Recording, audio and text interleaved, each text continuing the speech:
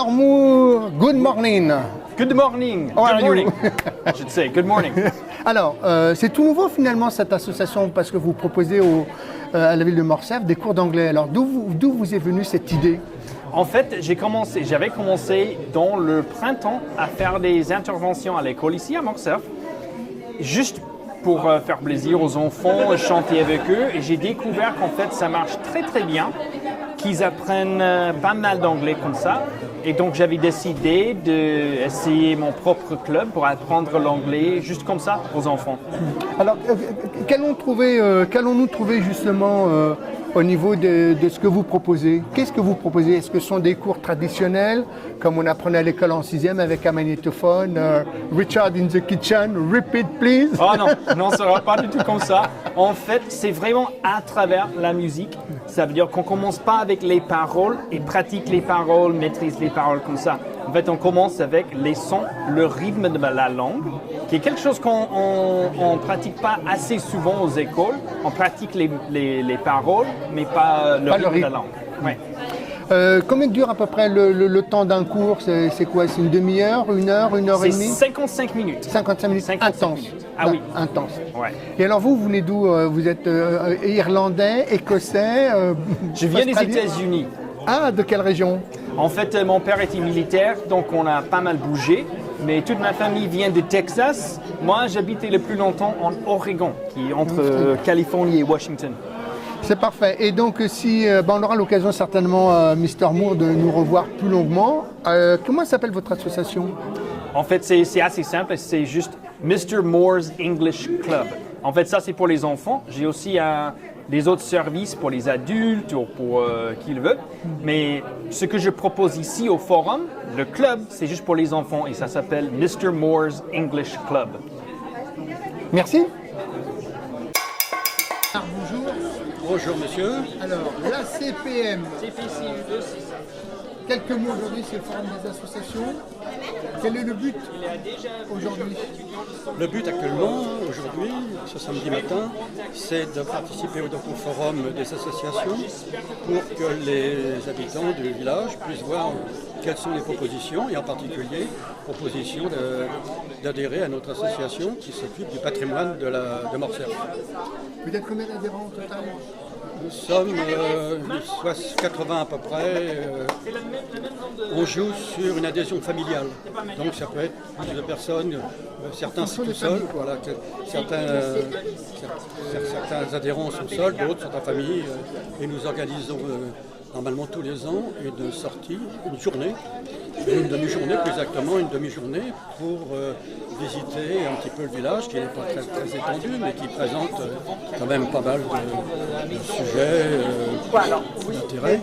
Cette année, le 17 septembre prochain, nous n'allons pas faire de promenade, mais nous allons faire simplement une exposition ici, dans ces locaux, pour rappeler tout ce que nous avons pu déjà annoncer dans notre journal qui s'appelle Le Petit Morey-Sartois.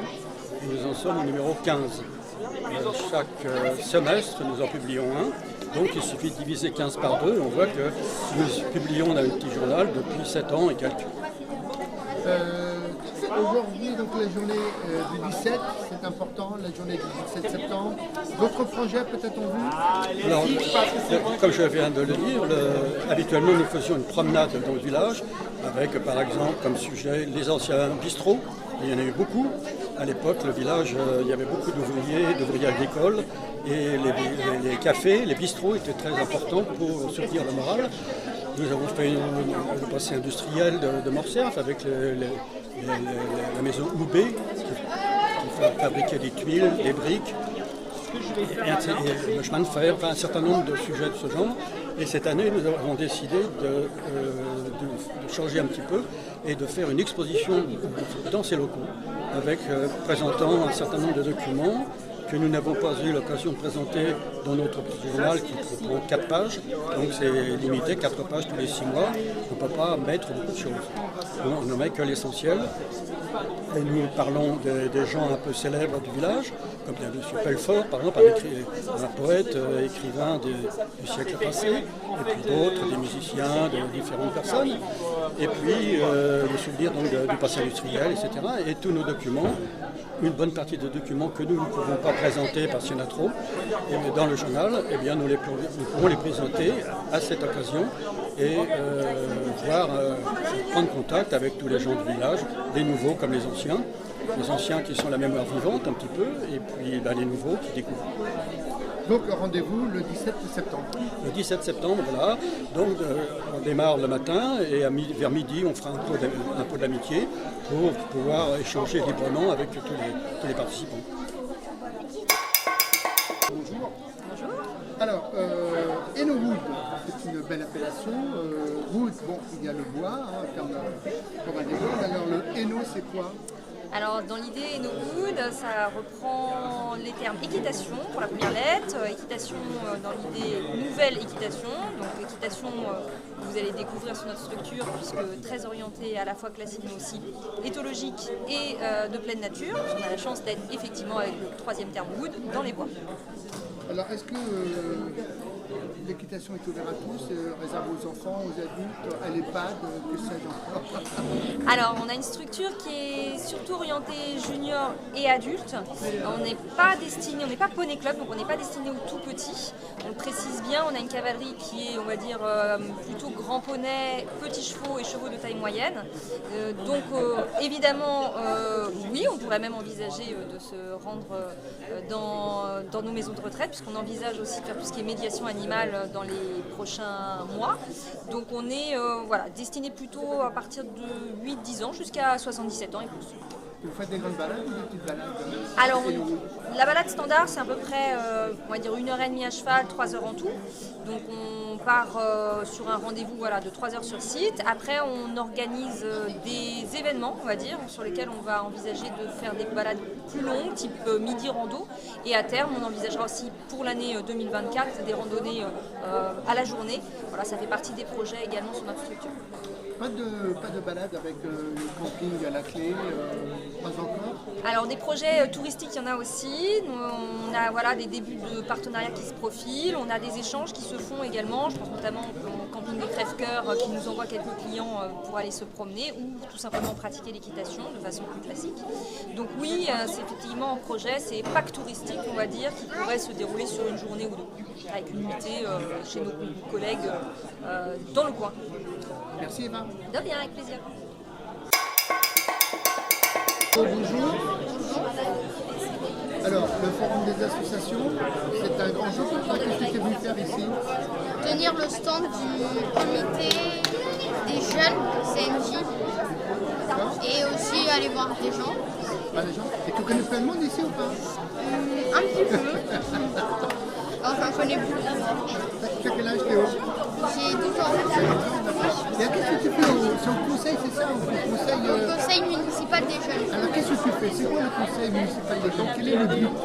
Le but c'est améliorer la ville au maximum, donner des bonnes idées pour que les gens viennent voir Morcerf. Et voilà.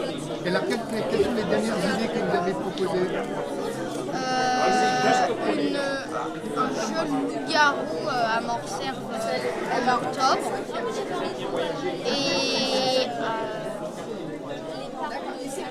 Une chasse au loup-garou? Non, un jeu loup-garou. Un jeu de loup-garou? Ouais. Ça consiste en quoi? Ça consiste en gros, il y a des villageois, il y a des... En gros, c'est un petit peu un monde féerique avec des cartes. Et soit tu peux être loup-garou, humain ou chasseur. D'accord. Et toi, tu étais quoi?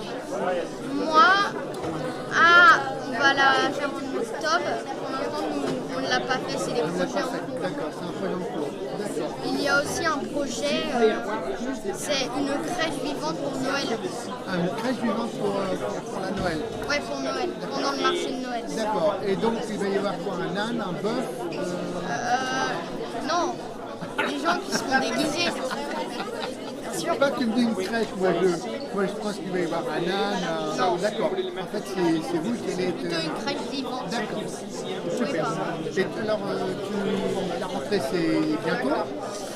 Ouais. Malheureusement, Malheureusement. 3 jours. Voilà. Et tu passes en quelle classe? 5e. T'inquiète. Bah, écoute, je te souhaite une bonne année scolaire, Théo. Et puis, plein de projets avec le conseil municipal des jeunes. Ok. Merci. Merci.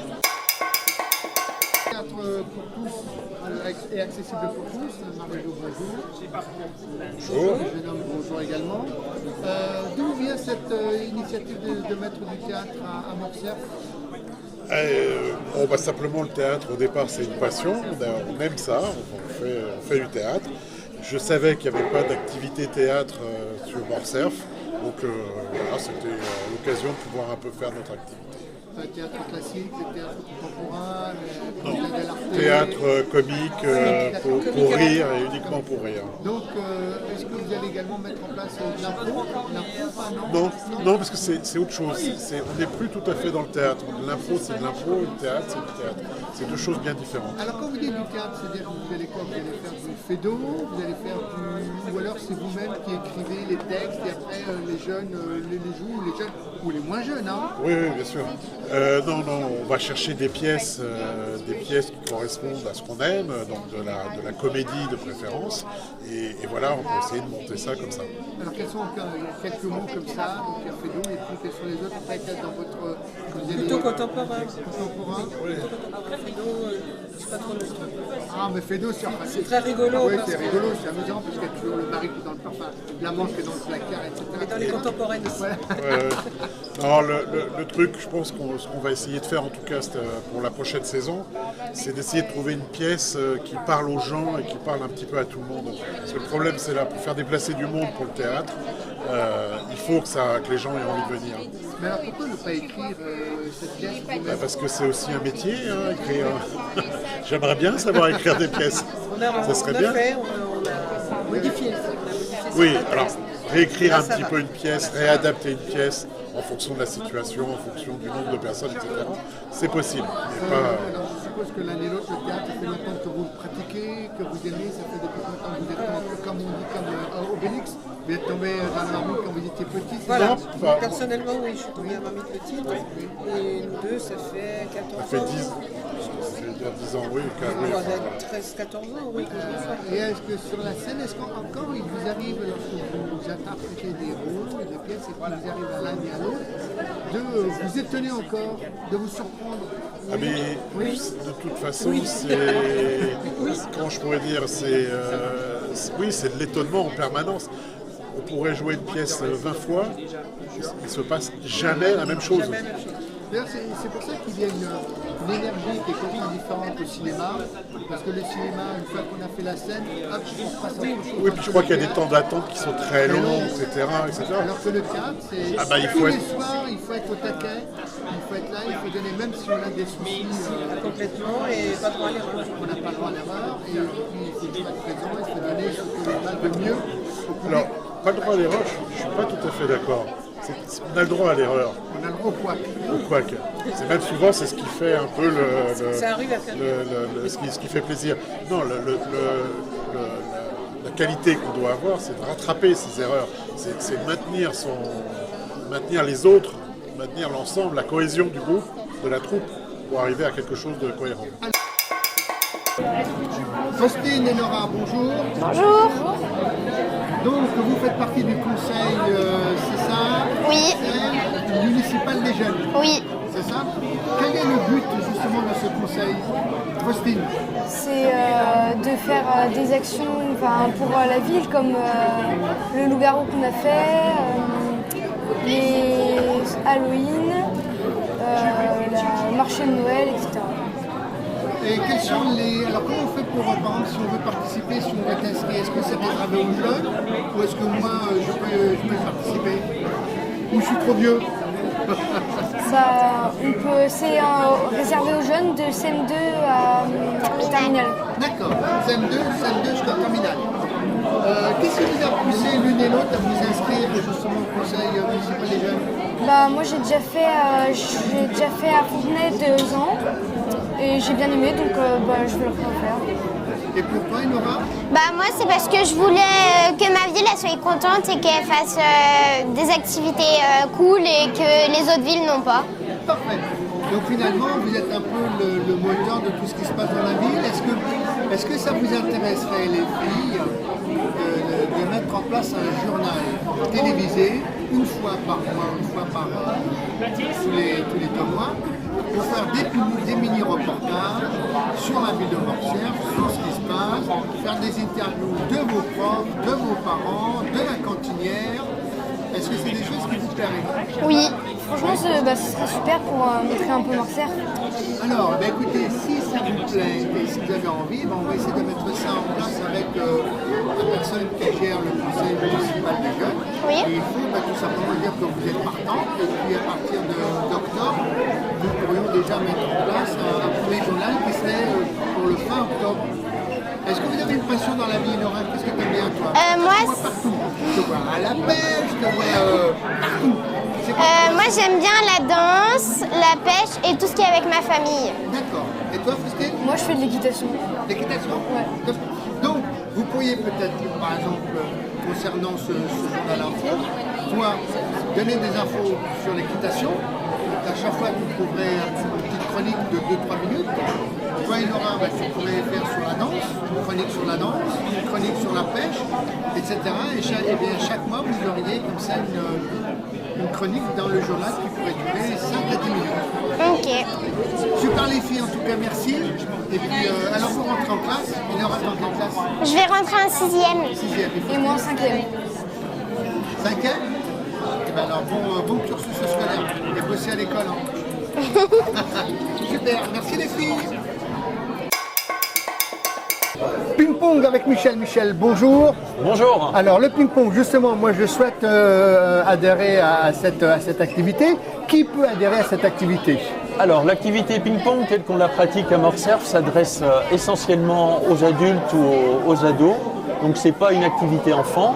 Par contre, elle est ouverte aux pratiquants de tous les niveaux. Donc on est une petite équipe organisée de façon à pouvoir accueillir tous les adhérents dans la mesure où ils viennent vraiment pratiquer du sport avec l'objectif donc de progresser. Pas forcément par rapport aux copains, mais par rapport à soi-même. Donc on n'est pas du tout dans une logique de compétition. On n'est pas rattaché à la fédération nationale, mais on joue pour progresser, pour jouer vraiment. Le niveau est quand même élevé quand même à Morcerf parce que à entendre Michel, oui, on vient juste faire taper la baballe. Non, il y a du sérieux quand même. Il y a des candidats quand même. Voilà, donc on a quand même la prétention de vraiment faire du tennis de table. Hein. Donc c'est une activité de loisir, mais à vocation sportive. Donc on ressort en ayant donné le meilleur de nous-mêmes. Et généralement, les t-shirts sont mouillés en fin de soirée. Il n'y a pas de problème avec ça. Alors, les horaires, c'est de quel jour? Alors, on dispose donc de la salle polyvalente de Morcerf tous les vendredis soirs de 21 à 23 h.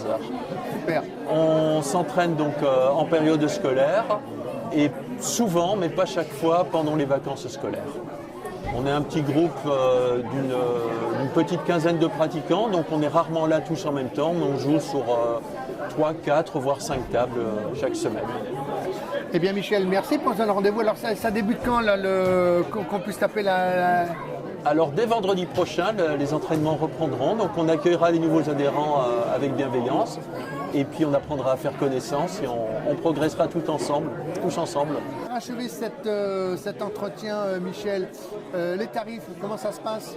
Alors, je voulais préciser effectivement que l'activité ping-pong à Morcerf est organisée sous la houlette de l'association Sport et Loisirs, que vous connaissez sans doute.